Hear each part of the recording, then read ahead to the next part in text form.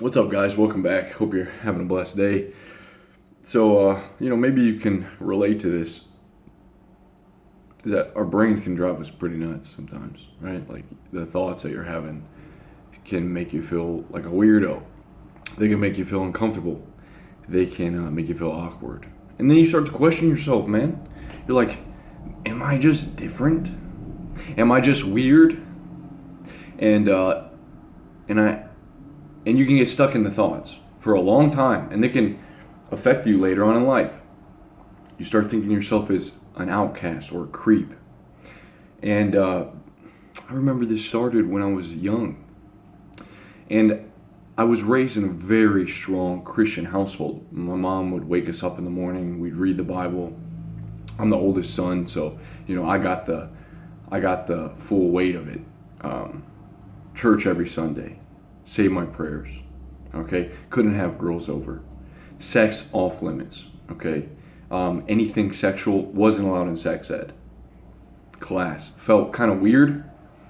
And it gave the act of sex like this almost evil. It was almost evil. It was like a sin. You don't talk about it.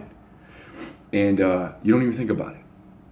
It wasn't said directly to me, but it was implied through the teachings and whatnot, whatever you learn in the Bible about sin. So wrong. And I remember very early in life having very sexual thoughts. So what I realized is that I had this strong Christian frame that I was born into.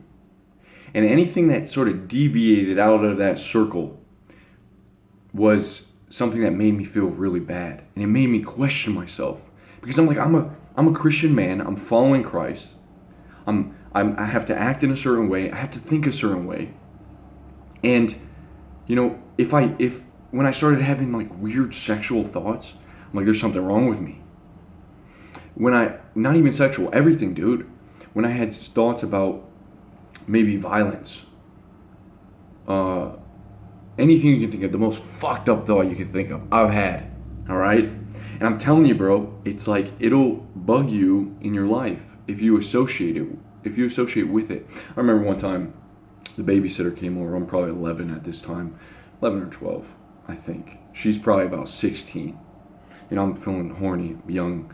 I'm blossoming into a young man, and she's laying there. We're playing this board game, and I remember grabbing her ass, like just a handful of ass, babysitter ass, in my hand. It felt good, it was kind of like just testing the waters, and she didn't really say much. And I'm kind of like, well, okay, all right, where's this going? And I remember my sister was around at the time. She saw me do it. She ended up telling my parents. Dude, like that right there, the amount of shame that I felt, I deviated off the path, and now I felt shame. And it was like making me fuck, I'm weird. I can't be doing this stuff. All right, so that's just one example. I remember I would sit in church, and I was young. I wasn't even a teenager yet. And I would think, I was like, man, this is really messed up, but what if everyone in the church was butt-ass naked right now? And I would just sit there, and I would like imagine the pastor butt-ass naked, and the guy playing drums just, balls hanging out, just playing the drums. And I'm like, that is such a messed up thought. What are you thinking right now, dude? You're nuts. You got a devil in you. You got a demon in you. And that goes on all the time, man. Like, here's one that probably everyone can relate with. You're driving down the street, 2 lanes. Sometimes I just think, what if I just went, and just head-on collision? I could kill myself. I could kill the other person. But you never do it. You never actually and go into that lane. But you could do it. And then you start thinking, whoa, why would I even think about that? Why do I think about harming people? Why do I think about killing people? Why do I think perverted thoughts, sexual thoughts, these weird fantasies? And, another one, I was laying down in bed with a girl one time. And she was like, she had her back to me. And I was just like, I'm just laying there about to go to sleep. And the thought popped into my head, I could kill this girl right now. I could go to the kitchen get a knife, and I could stab this girl and kill her, and no one would know. She's still alive, all right? That girl is still alive. I didn't do any of this. And the thing is, you have these thoughts, and if you associate them as being an evil person and something that's extraordinary, it's out of the realm of normal, then you're getting yourself into dangerous waters. Because then you start thinking of yourself as very as odd and very creepy. And I remember when it was I was in my teenage years, and I came across this book by Anthony DeMello, I believe, and it was called Awareness. Simply Awareness. A great book. I recommend that you read it. And in that book, it told me about mindfulness. It taught me about mindfulness, that I don't have to associate with the things that are going in and out of my head. And it was very liberating, because for so long I did. And that's sort of when my religious beliefs started to break down. And to learn about that was, again, so freeing. But you got to understand is that we're humans, and we have evolved. Okay, we've evolved, and we have these very primal instincts. We've had to do some crazy things in our life. All right, we're fucking primates, is what I'm saying, and we don't always have control over this. Okay, if you look at monkeys are evil, man. They'll rape each other, they'll rip each other to shreds, declare war. The stuff Jane Goodall observed in her time with the apes. Very evil, very evil. To think that we're above this, that we don't have some of that in our brains, is to be foolhardy to think that. Okay, that we're somehow we have this myopic view of ourselves, that we're saints, that we're very good. We can choose to do good. We can choose to respect other people, to not cause other people harm. But to think that we're going to get away from having some fucked up thoughts and to associate with them where it makes us feel guilt and shame. You don't want to live with shame. All right? So it's very wise not to associate with them. I read this book. It's called Incognito, another book that I highly recommend. It's by David Eagleman, neuroscientist. And he gave a few examples of guys in the past. Like, there was this dude that fell asleep, woke up, and literally sleptwalked into, I think it was his mother-in-law's room, and just stabbed her to death in his sleep. Okay, he was let go, and the charges weren't pressed because they did some research and the dude was asleep. All right? He was asleep. He wasn't cognizant of what he was doing. Imagine being in that situation. You wake up to find that you murdered your family member. You're not going to sleep easy after that. All right? There's this guy goes to shoot up a bank. And he just felt like he was losing control, man. He was losing it. It was just fucking eating away at him. He went in the bank and he shot up people, And they opened him up after he had died, and they realized he had a tumor on his brain, and it was pushing in this part of his brain that was causing him to act weird. In pedophiles, they've been shown sometimes there's a tumor or growth that is pushing against the side of the brain, and once they remove it, their pedophilia or their desire for children dissipates. It leaves them. Does this excuse criminals? No, but what does this say about our free will? Everyone thinks we're so in control of everything. We've got everything figured out.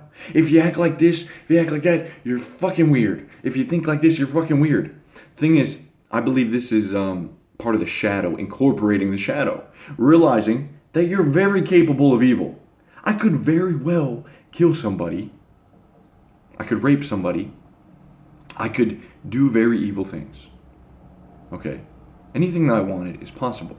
I am the master of my brain. I can bring to fruition anything that I think of. I don't act on those things, though. And what you get is a lot of people thinking they could never do something like that. And now you have this cognitive dissonance that will make you feel a lot of pain and suffering if you associate with these thoughts and if you attach yourself to them. And so guys that are struggling, and maybe this is just anxiety, rumination, and it's causing you to feel awkward and isolated from the world, realize Maybe you need to get your brain checked. I'm telling you seriously, if you're at the brink of insanity, I think this is an important message. It's very uncomfortable to talk about. Am I right? Yeah. But if you're at the brink of doing something that is insane, or you're living with something, maybe you need to get checked. Okay. And remember, you got to let down the pride. You got to be humble enough and say, maybe there's something fucked up in the neurochemistry of my brain. Something's gone wrong. Maybe you have a growth. Okay, but I wouldn't be a hypochondriac and think there's something wrong with you. But you know what? The best thing that you could do is use humor. Humor is the Thor's hammer. To anything that you're thinking, man, humor, laugh it off. Give yourself some freedom. Give yourself some leg room, some wiggle room to have a laugh, man. Thor hammer that weird, you're feeling like ashamed of yourself. Thor hammer, dude, laugh it off. Give yourself some time to breathe. The longer that we feed these fuel to these negative thoughts, they're not even negative, they're just thoughts, but you fuel them by continuing to think about them, and you get stuck in this hell loop. Okay?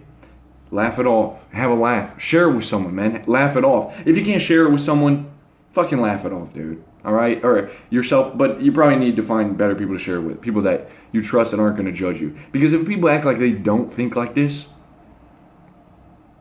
they're the ones that are lying to themselves.